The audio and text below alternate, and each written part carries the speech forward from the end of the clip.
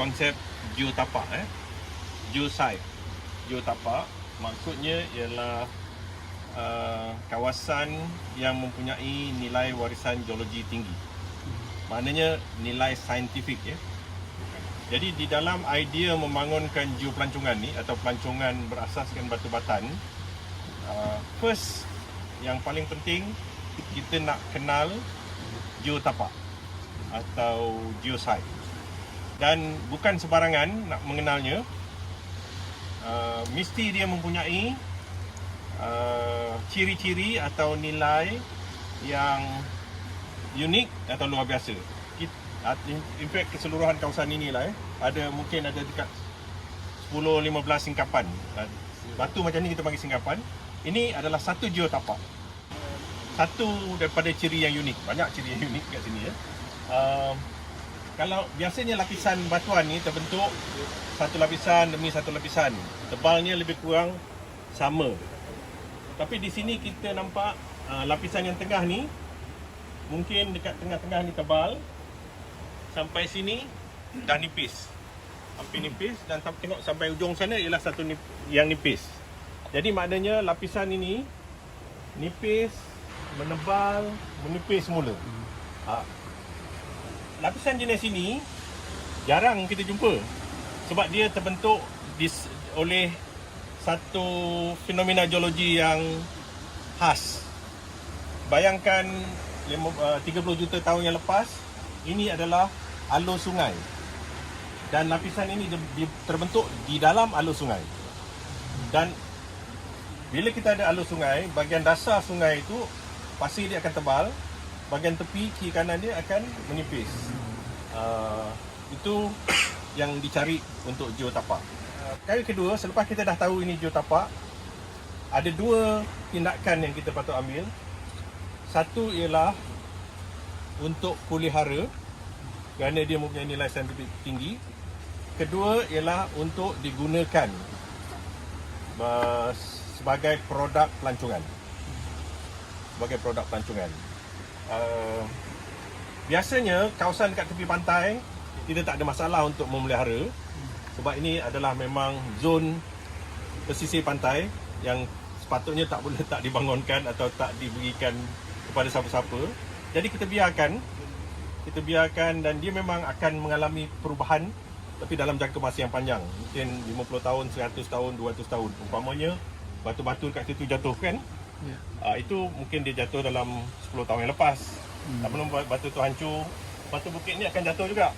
Kalau bukit ni jatuh, tak apa sebab dalam dia ada benda yang kita nak. Jadi kita tak perlu pastikan dia macam ini selama-lamanya. Tapi kita tak bolehlah musnahkan dia secara fizikal. Jadi pemeliharaan kawasan seperti ini kita boleh anggap pemeliharaan tabi'i, natural.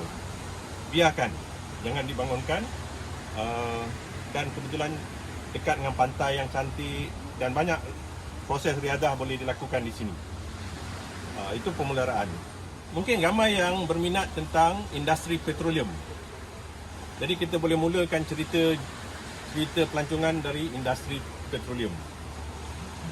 First step dia, kita boleh katakan ini adalah batuan yang menjadi tempat simpannya sumber petroleum 1, 2,000, 5,000 kilometer di bawah laut sekarang. Jadi kalau you tengok orang Petronas, orang-orang lain ambil minyak dan jual banyak-banyak tu boleh buat duit. Batu dekat dasar laut itu samalah batu dengan ini. Jadi itu mungkin menarik perhatian. Oh, ini batu ni yang ada minyak, kenapa tak ada minyak sekarang? So there are so many question mengenai connection. So kita mesti dapatkan perhatian tentang connection dulu, pelancong dengan singkapan ni. Second level baru kita pergi, since dia dah ada kat sini, boleh tak kita bagikan sedikit elemen-elemen education? Apakah elemen education yang kita nak bagi tahu? Pada saya, hanya beberapa yang asas dulu. Umpamanya, apakah jenis batu ni? Ini penting. This is a sandstone, batu pasir yang berlapis-lapis. Kenapa dia namakan sandstone? Kalau kita tengok, dia dibuat daripada butiran-butiran pasir. Sandstone ni istimewa sebab sandstone ini adalah di mana minyak didapati di seluruh kawasan ini, Labuan dan juga di Miri Sarawak. Di seluruh kawasan ini, mungkin kalau kita ada map nanti tunjuk taburan formasi belai di dalam dan offshore, kita tunjukkan inilah semua kawasan sumber minyak.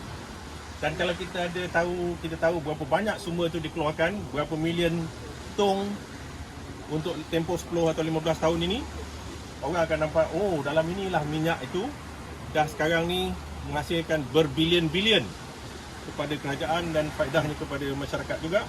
Itu informasi yang dikenaki. Batuan ni terbentuk satu masa dulu bila kita perkenalkan konsep usia. Mungkin ada setengah yang berminat tentang usia. Dan finally orang nak tahu macam mana you tahu usia dia? Macam mana you tahu ini batu pasir yang ada reservoir apa? Itu dah pergi level ketiga. Tadi yang diceritakan ini adalah channel, macam mana dia terbentuk, itu adalah semua level ketiga. As kita move further dalam kita membangunkan geopelancongan, kita boleh tambah lagi cerita dia. Dan yang lebih penting, bukan kalau kita cerita batu je, mungkin pun orang boring. Kita kena juga cerita tentang marine life, biodiversity and the history of this place. Kalau kita connect tiga-tiga tu, orang akan ada yang minat ini, dia tak minat batu, ada yang minat ini, dia minat lain. Itu adalah sumber. Jadi tapak ni kita boleh imagine mungkin 50,000 orang, 100,000 orang melawat satu tahun. Kalau kita boleh bangunkan apa yang saya sebut tadi, step by step. So that is what kita nak buat lah. Ini baru peringkat awal, peringkat mengenal di mana tempat-tempat yang sesuai untuk dijadikan geotapak dan bagaimana kita nak bangunkan geotapak untuk pelancongan.